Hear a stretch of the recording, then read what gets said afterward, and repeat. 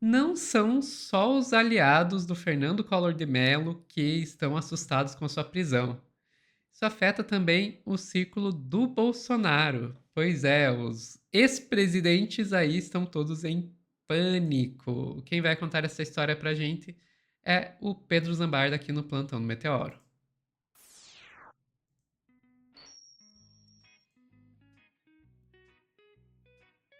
Vou colocar o Pedro aqui na tela. Pedro, quantos ex-presidentes assustados nós estamos vendo? Pelo menos dois. Eu acho que o Temer não tá assustado porque ele é amigo do Gilmar Mendes. Os outros. Vocês viram no Mas o corte Temer já anterior? foi preso, né? É, ele Não, já foi preso. Ele vai não falar, ficou pô, muito já me. tempo, É, mas já foi um final foi. de semana, mas ele vai falar assim, pô, vamos me prender de novo? Não, me deixa em paz, né? Deixa eu aqui com meus negócios.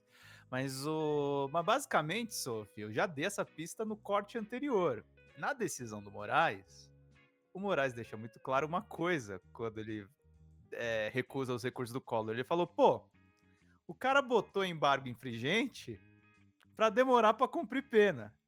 E aí ligou o sinal vermelho da equipe do Bolsonaro, que ele falou, pô, a gente vai entrar com os recursos e o Xandão vai negar tudo e vai pedir a prisão.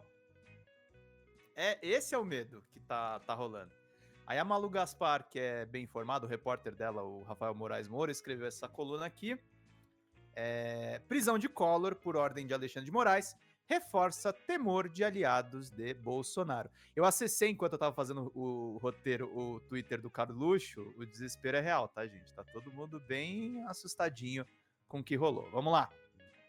Decisão de Alexandre de Moraes, que determinou na última quinta, ontem, dia 24 de abril, a prisão imediata do ex-presidente e ex-senador Fernando Collor, reforçou o temor de aliados de Jair Bolsonaro de que o ministro do Supremo Tribunal Federal vai tentar dar um rápido desfecho às investigações da trama golpista e não vai tolerar recursos considerados meramente protelatórios. Moraes mandou prender Collor após o plenário do Supremo tê-lo condenado em maio de 2023 a 8 anos e 10 meses de prisão, em regime inicialmente fechado por envolvimento em um esquema de corrupção da BR Distribuidora no âmbito da Lava Jato. O ponto crucial é que, após o plenário do Supremo negar os primeiros embargos de declaração de Collor, em novembro do ano passado, Moraes decidiu rejeitar agora os segundos recursos em uma decisão monocrática, determinando o cumprimento imediato da prisão. Sofia, o Collor foi condenado a 8 anos. O Bolsonaro pode ser que seja condenado a 30. Você acha que o Moraes não vai querer acelerar esse negócio logo? Ó, vamos, filho. Anda, vamos lá, terminar esse negócio logo. A decisão vai ser submetida para referendo de ministros do Supremo Tribunal Federal numa sessão extraordinária no plenário virtual que ocorre nesta sexta. O caráter procrastinatório do recurso pode e deve ser reconhecido monocraticamente pelo ministro relator, o qual tem competência também para determinar a certificação do transitado em julgado e o imediato cumprimento da pena, escreveu Moraes na decisão.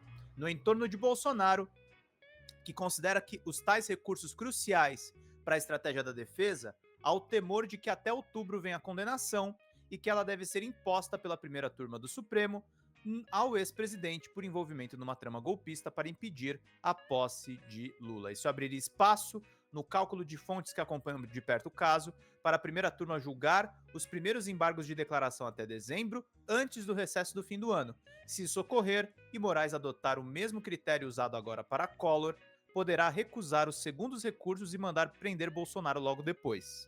Ou seja, até o Natal a gente pode ter Bolsonaro preso de fato. Eu prometi para vocês no ano passado, mas tá rolando. Conforme informou o blog, os advogados de investigados da trama golpista já fizeram reservadamente um cálculo do tamanho da pena que deve ser imposta na primeira turma ao ex-presidente da República. Na avaliação de 4 defensores e de outros investigados ouvidos reservadamente, se for condenado, Bolsonaro deve receber uma pena de 25 a 35 anos de prisão, tá?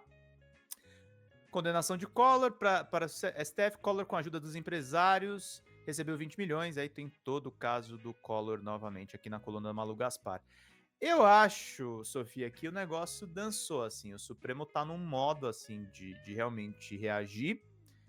A Andréa Sadi chegou na mesma conclusão da Malu Gaspar. Ministros do Supremo veem recados a Bolsonaro em prisão de Collor. Integrantes da corte avaliam que a ordem expedida por Moraes indica que tentativas de atrasar eventual julgamento de pena não vão ser aceitos e reforçam que o caso não deve ser levado para plenário, onde Bolsonaro tem a esperança de contar com votos favoráveis dos magistrados que ele indicou. Ministros do Supremo entendem que a decisão de Alexandre de Moraes de mandar prender Fernando Collor dá ao ex-presidente Jair Bolsonaro, réu em um processo que tem o mesmo magistrado como relator, o recado de que manobras para atrasar eventual cumprimento de pena vão fracassar. Sofia, o Bolsonaro quer fazer essa manobra porque o prazo dele preso tá colando com a eleição.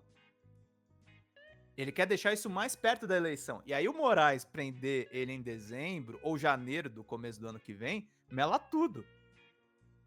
Que ele vai começar a perder força política pro sucessor ou não. Exato, a grande questão dele é essa, né? Ele precisa, não é nem ele quer, ele precisa manter o capital político dele. E daí a gente começa a entender o porquê que ele faz besteiras, vamos colocar assim, que pra gente é bom que ele faça, mas por que que ele faz besteiras de como dar entrevista e fazer live de dentro da UTI?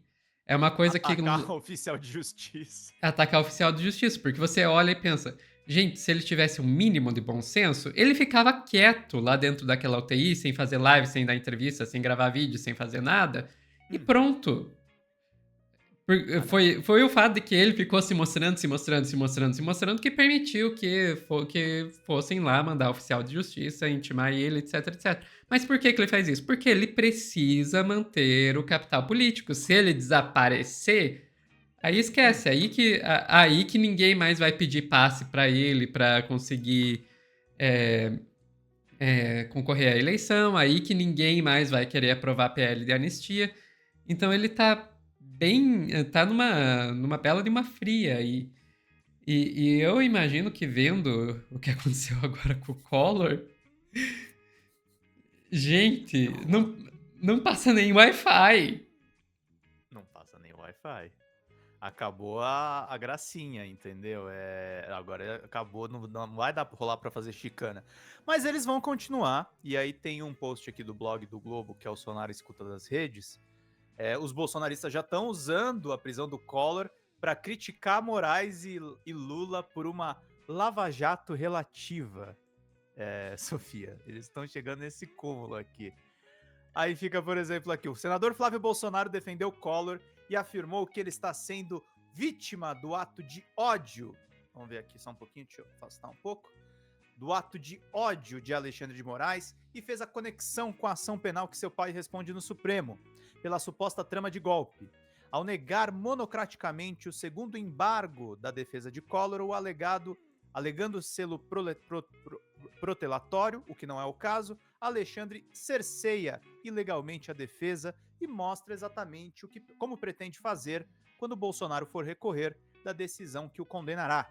Jogo de cartas marcadas. O deputado federal Nicolas Ferreira questionou, em tom crítico, se Moraes prenderá todos os condenados pela Lava Jato. Vai mandar prender também? Escreveu nas redes sociais.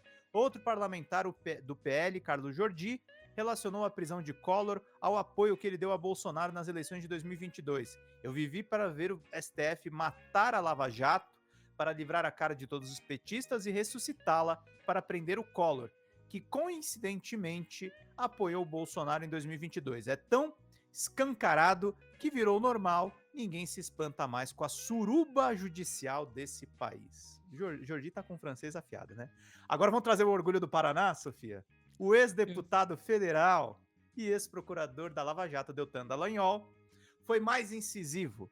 Em publicação nas redes sociais, acusou o STF de agir com parcialidade. Aos amigos, anulações, suspensões e devolução do dinheiro roubado. Aos inimigos, prisão e condenação.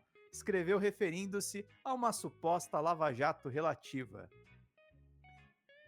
O cara fazia conluio com o juiz e tá falando sobre lava-jato relativo.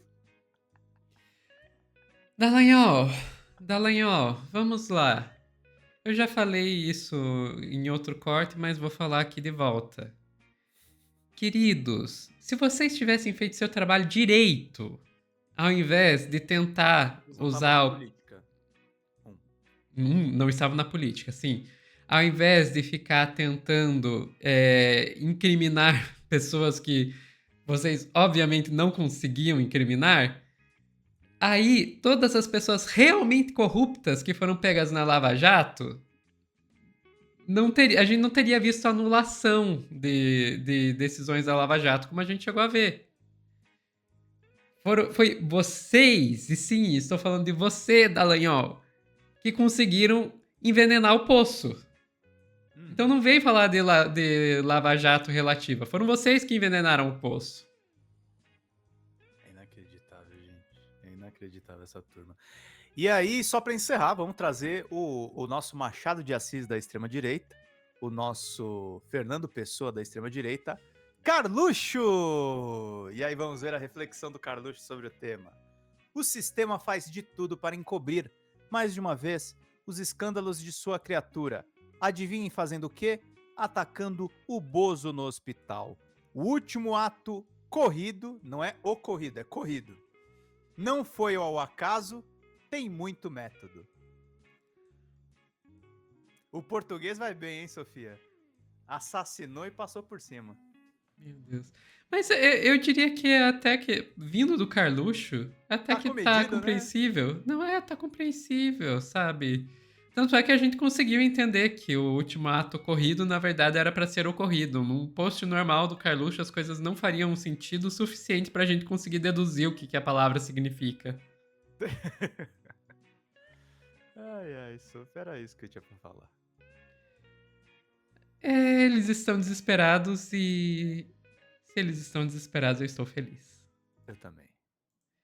Pessoal que está assistindo ao vivo, não sai daí que a gente já está voltando com mais notícias aí para vocês no Plantão do Meteoro.